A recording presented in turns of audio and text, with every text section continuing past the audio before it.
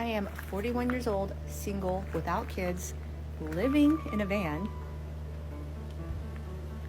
outside my mom's house. But I'm on the next chapter of my life. I'm currently building a tiny home next door, like literally next door to my mom. This is my tiny home I'm building, and it's literally next door to my mom's house.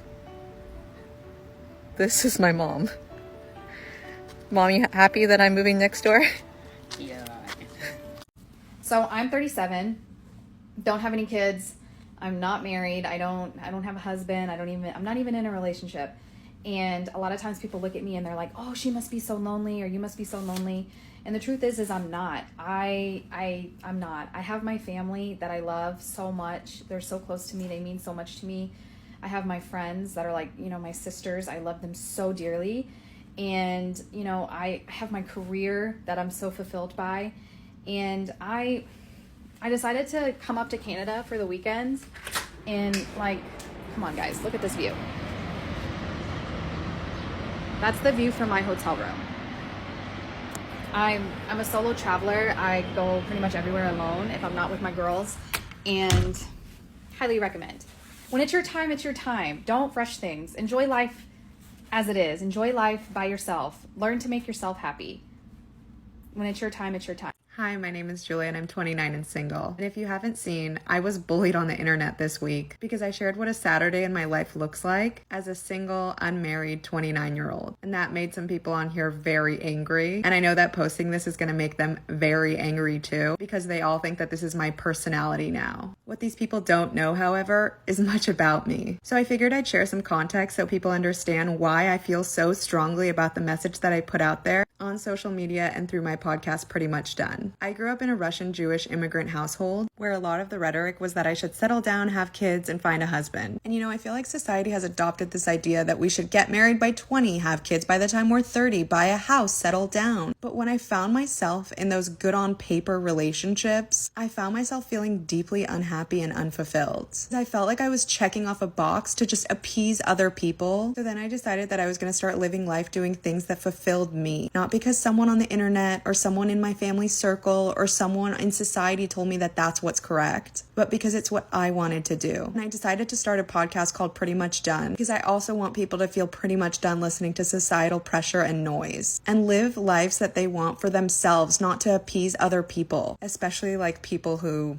shall not be named in this video. And every week on my podcast, I interview amazing people who are living lives for themselves, teaching me how to live life for yourself and finding fulfillment and meaningfulness in their lives as a result. So if this online bullying thing has had any silver lining at all, it's made me realize that that rhetoric of having to settle down and adhere to societal timelines is still out there and very much apparent. And so if me speaking out and being vulnerable about my situation has reached any people at all who feel less alone, I feel so grateful. And one last thing, I understand that the nature of social media is you're putting yourself out there to be judged and criticized. What I don't believe, however, is that people can spew hatred. And I do believe that the more we pursue meaningful and fulfilling lives, the less time we're going to have to hate on other people.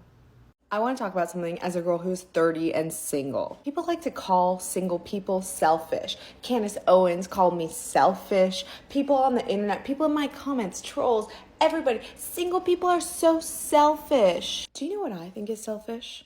In order to attend a baby shower, a wedding shower, I have bought so many ugly floral dresses that just line up my closet. And then I need to spend $150 on a baby gift, on a wedding shower gift, and then when you get engaged, I have to send you flowers to congratulate you on said engagement. The weddings that I have had to travel to, the bachelorette parties that I have had to travel to, and I don't share a room at these weddings because I'm the only single girl there. And meanwhile, all of the married people are in my comments telling me that I can't have a cat. And I don't even like cats. But married people are in my comments saying that I am selfish and I am going to end up alone with a cat if I don't do anything about it. Do you know what? The fear shouldn't be that I'm going to end up alone with a cat. The fear should be that I am going to end up in debt because all of you are getting married and having babies, and it is literally breaking the bank for me. So just let me enjoy being single, okay?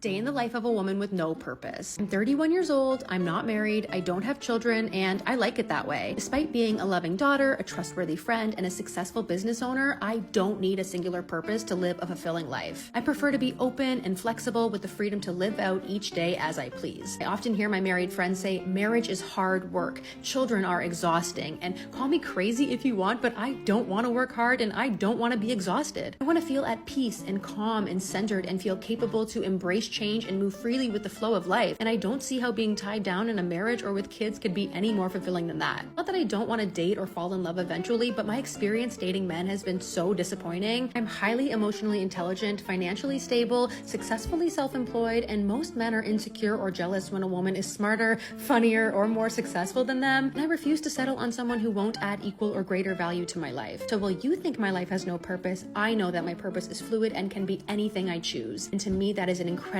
beautiful and worthwhile life.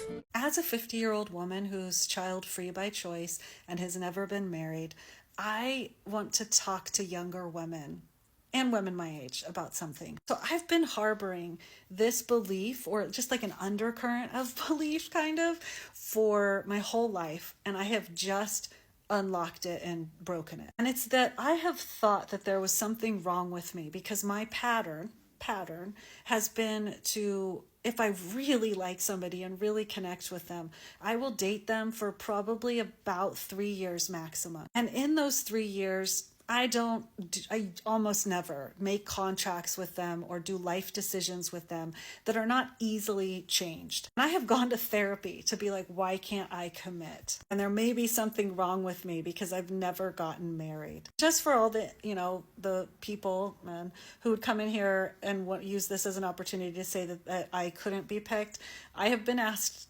by a lot of people, and by a lot of men, and by men with money, high value men, if you will, and really hot lesbians. So that means more. But I have never done it. I've never gotten married. And I've watched my friends my whole life have children with people, get married to people, start businesses with people that they are romantically intertwined with. There's this undercurrent of like, that's the goal. The healthy thing is to commit to one person and marry them and tell them you're going to be with them forever and it's never going to end.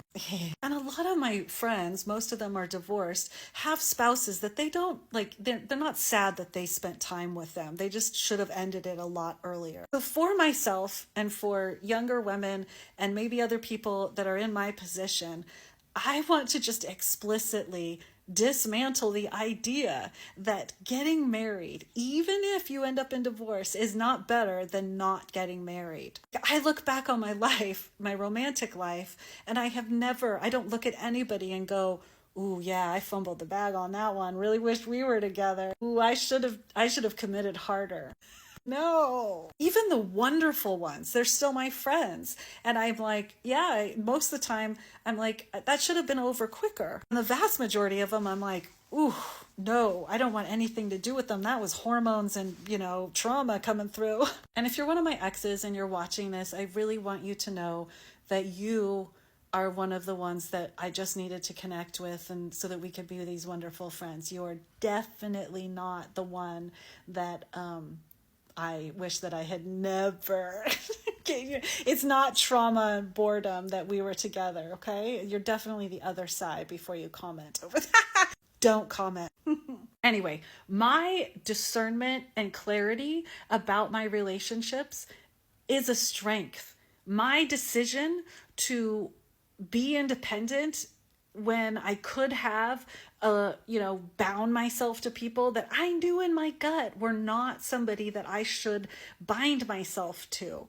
That's healthy. Like, trauma clings or rejects, and health flows and moves. And I'm not saying that getting married is bad. I'm just saying I shouldn't have. And that is a sign of my health. Like, I wasn't ready to be married. I didn't really want it. I've never been with somebody that I am compatible enough on enough levels to warrant a lifelong contract. Like, being married, being willing and able to get married is not a sign of adulthood. Just because everyone is telling you to do it, you should not do it. Not just for the fact that divorce is hard.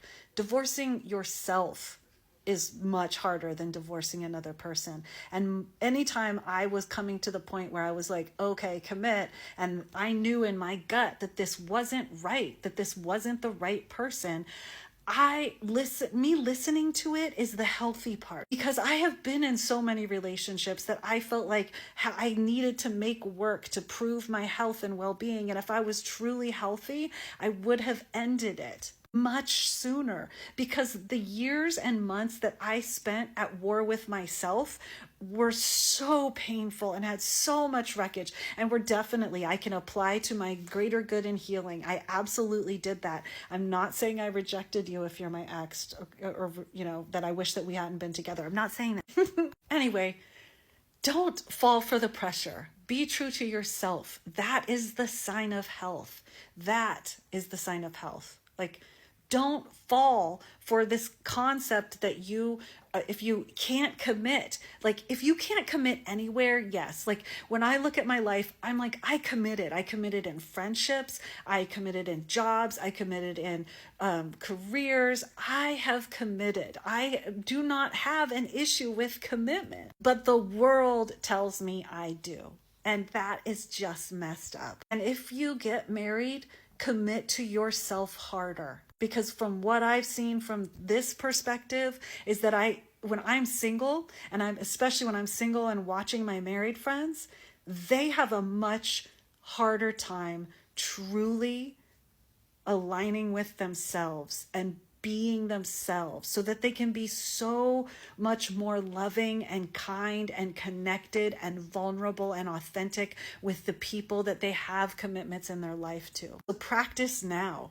Listen to yourself. Go to therapy and get mentors and learn shit and all that. But don't get married unless you can get your head, your heart, and down there all in alignment, right? All in alignment. Everyone I know who got married had their down there and their heart, but their head was like, this is a dumb idea. Listen to your head. Or if your head is like, this is a good idea, but your heart and down there are like, why won't it stop? You cannot use your brain to talk your heart or down there into long-term commitment. It's just not going to work. You could use your brain to get like down there. Anyway, that's a whole other thing. I'm not an expert on that. I mean, like a little. No, I'm not. No, I don't know what's going on with my phone. Don't get married just because down there is into it. That's a bad idea. Bad, worse. Anyway, don't be nice. Don't get married. Polite protects predators. And being 50 and single is great. Like, they don't want you to know that.